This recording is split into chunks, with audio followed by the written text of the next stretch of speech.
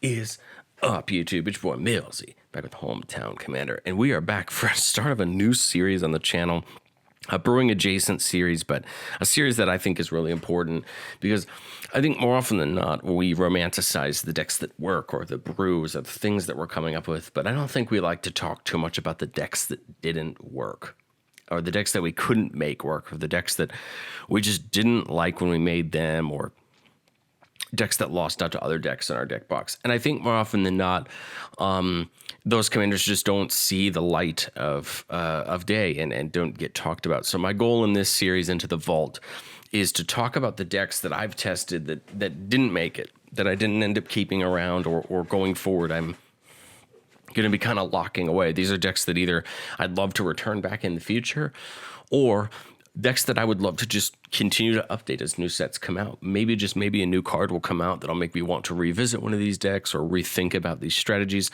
If not, they will be time capsules of the times that I played them or the times that I enjoyed these strategies, or act as cookie cutter outlines to new decks that could be brewed in the future. So today we're talking about a deck that is the first deck going into the vault. If you go over to my Mox field, you'll see that all of my decks have this label on them. This label generally tends to, in brackets, the label generally tends to tell you what stage of it it's in. My main decks are described with main. My test decks are described with test. But you'll see this new, the new label here as vault, and that's going to be the decks that I want to continuously update with each new set but aren't actively being tested. So today we are inaugurating the vault with our first commander, Kyler, Sigardian Emissary. Kyler, Sigardian Emissary, 3 green and a white for a 2/2 human cleric. Whenever a human enters the battlefield under your control, put a +1/+1 counter on Kyler, and other humans you control get +1/+1 for each. The humans get +1/+1 for each counter on Kyler, not just +1/+1 counters, but any counter. This is a deck that I genuinely love, but I just never found getting played enough in my test box. It's a deck that has everything I want from a good tribal deck. It's a great tribe that has a lot of choices for creatures. Got a bunch of support in Midnight Hunt, which is why I really wanted to play the deck and keep it current, and why I hope to eventually go back to it, because I just feel like this deck has gotten so much great support. And in a lot of ways, this is a +1/+1 counters deck, but in a lot of ways, it's not. It is, in the sense that +1/+1 counters on Kyler are the way you're winning the game. But we're not. This isn't a Hamza build. You know, this isn't just a traditional +1/+1 counters build. We're still playing tribal. Tribal's the thing we care about. The humans are the things we care about, especially human tokens. But we get to play this +1/+1 counter synergy as a sub strategy. So the list you see before you is the list as of the release of Phyrexian LB1 that I am putting into the vault and that I'd like to update from here. So if you're watching this video in the future, after Phyrexian LB1's release, 2-3 sets down the line, you search this up on YouTube and you're here in this video. If you click the link to this deck down in the description, it's going to have the most updated version of this deck for whatever set that is. My goal is to, once per each set release, to come through and update all of my vault decks with how I would update them, how I would make the changes, and how I would change them going forward. Now, I will probably eventually have a vault that's going to be very large, which means I'm not always going to be able to update all of these decks right on set release. But I think it's something I want to do to kind of keep myself brewing fresh, to keep myself thinking about different types of strategies, and to keep myself sharp when it comes to brewing. So this is where I landed on my mana base, updating some new things and getting some new cards. I'm not sure on Razor Verge Thicket. I think more often than not, it's going to come in untapped. I might be better off just playing another basic, but I think it's worth its shot because I generally just love the art on every single green-white land, especially in the fancier prints. And so Razor Verge Thicket is no exception. I think the Bordeaux art for this land is beautiful, and so I want to play it. Getting up in the enchantments, I think this is where the deck really shines as far as taking our strategy that's pretty darn good and making it even better. Cathar's Crusade, probably the single best enchantment in the deck as far as what we're trying to do. Every time a creature comes in, every one of our creatures gets a +1/+1 counter. This is great because with Kyler out, we're not just giving every creature +1/+1, we're kind of giving them +2/+2 if you think about that, because as soon as a counter goes on Kyler, every other human gets +1/+1 as well. So Cathar's Crusade, one of the best cards in our deck. We're playing the Concordant Crossroads, give all of our humans haste, really make sure that they can get down and get attacking. Garrick's Uprising to give them trample. Growing Rights to Aetherlock, if we can flip this bad boy over, it becomes a Gaia's Cradle. It can give us lots of mana. And we more often than not are going to have 4 creatures. Maybe not on the turn it comes down, but in the future.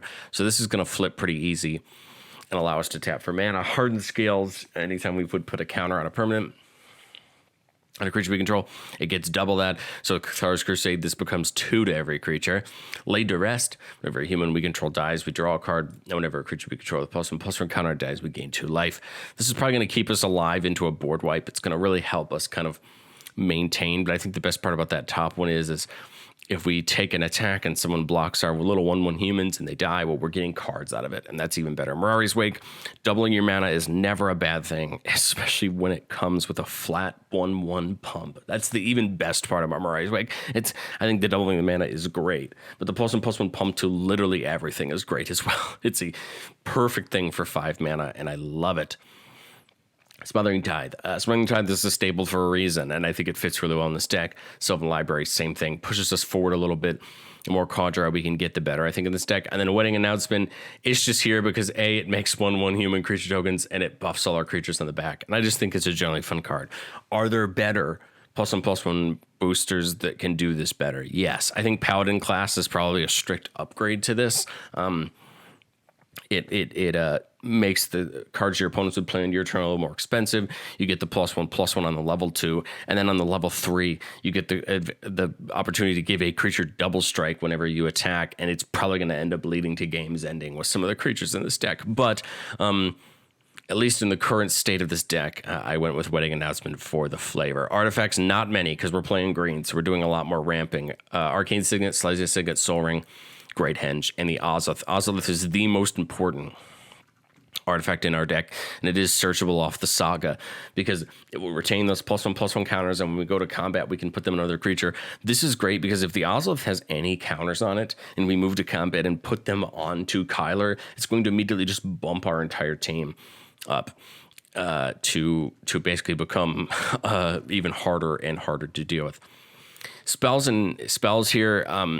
The big things we got in the deck here was Clever Concealment for some protection. Again, I think Clever Concealment is now a white staple when it comes to creature decks.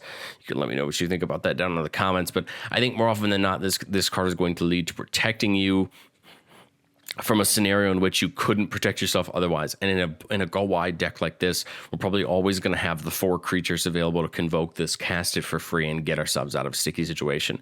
We're playing Flawless Maneuver, and They Shall Know No Fear, Grand Crescendo, which unfortunately doesn't make humans tokens. I wish it did, but it also acts as protection as well. It's Heroic Intervention. Lots of go-wide protection. Whirly Tutor and the Eldamri's Call there for search, Swords, Path, and Beast Within for removal. Call the Coppercoats, one of the best token producers in this deck, especially if you're playing against another creature deck. For 2 and a white, you pick a player. One of your opponents, you get X 1/1 humans, where X is the number of creatures they control, and you can pay 1 and a white to pick another opponent after that one and do the same thing for them. With Kyler out, this could end a game. This has ended a game plenty of times on someone's end step right before my turn. Play the Call the Coppercoats, pick the person with the most creatures, get those tokens. Kyler gets the +1/+1 counters, and then you untap with a board full of 10/10s or 9/9s. And if you have a trample enabler, or if you have any way to go wide, or if you have any finishers like Triumph, or just in general, it just becomes harder and harder to block and efficiently work with that, work against that board. So I really love that. The other thing I really love is Increasing Devotion. On your main one, you play Increasing Devotion with Kyler out, you're getting a +5/+5 buff to your entire board. And now you have a board that's going to be tough to deal with. It makes something like Garruk's Uprising, really important. So this E-tutor is going to hopefully get you the thing you need, whether it's the mana, whether it's the trample with Garruk's Uprising, whether it's the haste off Concordant Crossroads. It makes this E-tutor really important to go get, I think, what you really need to go get, depending on the situation that you're in. Cultivate, Farseek, Kadama's Reach, Nature's Lore, Ramp, and Growth, 3 visits for ramp. And we probably could support a Wild Growth or Utopia Sprawl as well. Kyler is 5 mana, and we need to get there fairly quickly, or as quickly as we can, because any human that comes in before Kyler really doesn't count for the purpose of Kyler. Although we do want those bodies to be there to pump, right? They don't count for the purpose of Kyler getting those counters. So kind of have to straddle this line. I cut Join the Dance. It was in there for a long time because I feel like it kind of fit the flavor, kind of like Wedding Announcement. But I think Increasing Devotion just does better, especially when you flash it back, getting you 10 of them. I feel like that could end a game when you flash that back and just get a bunch of value off that. All right, just one Planeswalker before we get into the creatures. Johnny the Greathearted mainly is here for the Vigilance. The Vigilance, I think, becomes really important because when our tokens can attack and block, especially with how big they're going to be, it's going to make getting through us on the ground almost near impossible. +3 life on the +1, -2 giving a counter to everything. And that's just great because, again, just like with the Cathar's Crusade, it's actually going to be a +2/+2 instead of a +1/+1 with Kyler out. So that's kind of great. I think it fits really well. The one thing I think that has changed the most of my time playing this deck, and that I hope changes more as the deck sits in the vault and gets ready for the next time that I try to test this, is the selection of humans that we're playing. I think we've gotten a lot of really great humans over the last little bit. Adeline from Midnight Hunt, putting in 3 humans every time you attack, which with Kyler out gives you that quick +3/+3 buff during combat, which is going to make all of your attacks even harder to block. Biophages from the 40k decks. If we can use this to cast Kyler, he's already going to come in with a +1/+1 counter, but having a mana dork that's this efficient is like really great. Hamlet Vanguard, one of the ones from Vow, coming in with counters on it for each non-token human we control, which just makes it big. Heronblade Elite, another one of our mana dorks that cares about its own power. So if Kyler's buffing it up, it's going to tap for a ton of mana. Catilda, probably one of our favorite of the new humans, letting all of our humans tap for a mana of any color. This kind of adds us a second Cryptolith Rite effect if we were playing Cryptolith Rite, but we're not, because I think Catilda's going to be fairly easy to find. King Darian's going to buff all of our creatures, and then we can sacrifice it to give all of our tokens hexproof and indestructible. So worst case scenario, if we hit a board wipe with all of these out, we can bin Darian to save all of our tokens, and then all we need to do is kind of replay Kyler from there. Lenore gives us that little bit of +1/+1 support each turn at the start of combat, and then draws us a card if we have 3 or more. I think Kyler is the quintessential better choice for this green-white humans archetype over Lenore, but I can understand why people like Lenore and why that's definitely a route to go. Well, Maya, giving all of our creatures +1/+1, getting us a human on landfall, that's great because that's very helpful for the deck. Micaeus can spread out the counters, which works really well. Miro, one of those other new humans that's really good, stops our opponents from using effects on our turn. I wish those soldiers were humans, but it's okay that they're not. I still think that it still is one of the better cards in this deck just because it gives us that protection on our turn. Although the 2 single best humans in this selection are right here. Odric, Master Tactician. Whenever at least 3 other creatures attack, you choose which creatures block this combat and how they block. This can lead us to literally ending the game. And then the other best human, as much as we hate to talk about this Secret Lair and how hard these cards are to find, Rick Steadfast Leader is probably one of the best humans in this deck. As it enters battlefield, you choose 2 abilities between First Strike, Vigilance, and Lifelink. Humans you control have each of the chosen abilities, and then as long as you control 4 more humans you control get +2/+2. This is a giant thing all on its own. Most of the time you're picking a Vigilance, a Lifelink, Vigilance, and First Strike. Most of the time you're picking Vigilance because you're not always going to have a Vigilance enabler sitting on the battlefield. But Rick is just really tough to deal with, and all of those tokens become even worse to deal with. And I've gained 50 life in a combat before with Rick, just on a big attack that you swing out. Yes, gaining life doesn't stop you from losing to commander damage, but in a normal game, where you're facing down big creature matchups. Gaining 50 life in a combat is going to make you not have to think twice about attacking. You're just going to attack, and you're not worried about the consequences of attacking because you gained 50 life in that combat, and now you're even more set than you were before. Sereth, the Viper's Fang, gives all of our tap creatures Death Touch. That's great because now all of our attacking creatures that don't have Vigilance have Death Touch. And if they're untapped, then they have Hexproof. This protects our commander, hopefully, from a lot of single target removal. Of course, neither of its abilities protect them from mass removal, but I think the single target removal is very helpful. And being able to untap a creature land we control can untap our commander to give it hexproof in response to those things. Sigarda helps us dig a little bit as far as buffing all of our humans. Sirach can give all of our creatures haste, or give one of our creatures haste, which is great because most time it's Kyler that we want to give haste, or one of these creatures. Torrens can help give us some little humans every time we cast a human spell, or every time we cast a creature spell gives us humans with training. And then my two favorite random creatures in the deck, because they look so unassuming until you get a board full of creatures, and that's Abs and Falconeer. Each creature you control with the +1/+1 counter on it has flying, and Tuskguard Captain. Each creature you control with the +1/+1 counter on it has trample.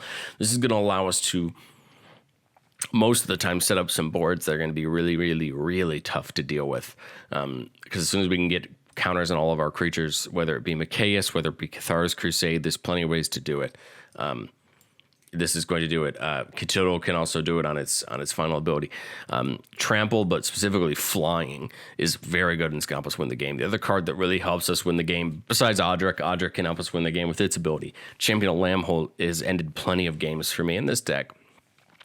Creatures of power less than Champion Lambhold's power cannot block creatures you control. And then whenever another creature enters the battlefield under you control, put a counter on Lambhold. With Kyler and Lambhold out, there's a very good chance that Lambhold will be big enough such that none of your opponent's creatures can block any of your creatures. And in that board state, it is not going to take very long for you to end a game, even without a Triumph for the Hordes, even without a Trample Enabler. If Champion Lambhold has 7 power, which is going to eliminate most blockers from being there, and you have that many tokens, you might even be able to end the game in one combat, just depending on what the board setup is. I think this is what makes me enjoy this deck a lot, is this kind of old-fashioned turn 'em sideways magic that I really enjoy, and I think so many of the humans lead to this. This deck sits on the razor's edge of a deck that both I want to play in a lot of ways, and a deck that I don't want to play. Like, I think this is the perfect deck to take to a shop to play into most decks that you would find, because at the end of the day, it's a creature deck. You're going to get punished by mass removal, but you're going to do your best to build up and kind of have fun with the game. Yes, there's plenty of ways to make this deck better, but I think what I love about this deck is that it does everything that I want a green-white creatures deck to do that isn't a token deck. This is not a token deck at the end of the day. It uses tokens to its advantage, but this isn't a Reese the Redeem deck or something that's trying to just populate and make a bunch of tokens. This isn't Jetmir that's trying to make tokens. This, at the end of the day, is a human tribal deck that genuinely cares about its humans. And I think that's what makes me want to love the deck. The problem and the reason this deck is going into the vault at the current moment in time is because I don't reach for it. I don't reach for this deck like I should. This isn't the deck that makes me want to play it like I really want to. And that's what saddens me, because I think this deck has so much fun to it. But I hope that changes. I hope that we see over the next couple sets, we see some cards change this.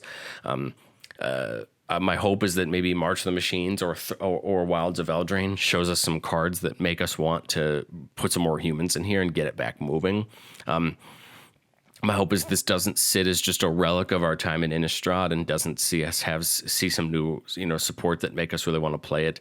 But I have a gut feeling this deck will be back. I have a gut feeling this won't be in the vault for long. I just wanted to show a lot of what my concept for the vault was in this idea of putting decks on the back burner until we can come back to them. I have all these other decks I'm trying to test. I have all these other ideas I'm trying to test. And so I feel like this deck won't get its time like it should. And so what I want to do is sit it and keep the deck updated for when it does have its time. I can bring it back and let it shine. What do you think of Into the Vault? Do you like the idea of this? Do you want to see more of it? Is this the kind of series that you're interested in. My goal on this channel is to try to make content that other people don't make, and I don't see a lot of people talking about things like this, why decks didn't work versus just I want to outbrew your favorite Magic channel, and that's really my goal. But I don't want to just brew new decks. I want to talk about the realities of playing Commander, the realities of being a Commander player. Your deck's changing, your deck's evolving, and your deck's getting taken apart, and not playing decks anymore, and why we didn't play them or why we didn't love them. I think we always stay in this constant cycle of loving the new things that come out, but we don't always talk about what we already have or what we already play. So let me know what you guys think of Into the Vault down in the comments. What do you think of GWhumans? What are some cards that I can add and be considering for the future? I do have some cards sitting in the considering board for later, cards that I've been thinking about and considering for the deck. But, that's the cool part about considering boards, is it allows you to kind of think about cards that could come in versus cards that are already in the deck. But let me know what you think down in the comments. Like if you want to see more Into the Vault content, or if you've liked the content that I'm making, subscribe if you want to be part of the it's so funny to me, but if you want to be part of me outbrewing your favorite Magic channel, talking about more decks than your favorite Magic channel, and just enjoying brewing, the concept of deck building and the concept of testing is just so fun to me. It's my favorite part of the game. And I find myself testing new decks more than I play my main decks. And that's not a bad thing. That's a good thing in my opinion. It's something I really enjoy. But that is all I have for you guys. And I will catch you next time.